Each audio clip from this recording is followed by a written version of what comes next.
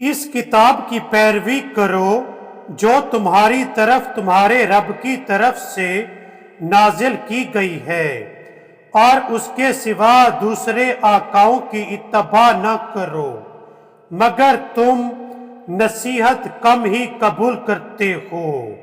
ناظرین، قرآن مجید کی اس آیت میں اللہ تعالیٰ نے حکم دیا ہے کہ اے لوگو، تم ترجمے کے ساتھ قرآن پڑھا کرو، قرآن کو سمجھا کرو اور اس کی پیروی کیا کرو۔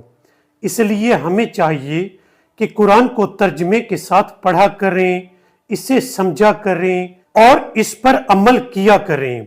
ناظرین، قرآن مجید کی اس آیت کے آخری حصے میں اللہ نے ایک گلہ کیا ہے کہ اے لوگو، تم نصیحت کم ہی قبول کرتے ہو۔ اس لیے ہمیں چاہیے کہ اللہ کی نصیحت کو قبول کیا کریں۔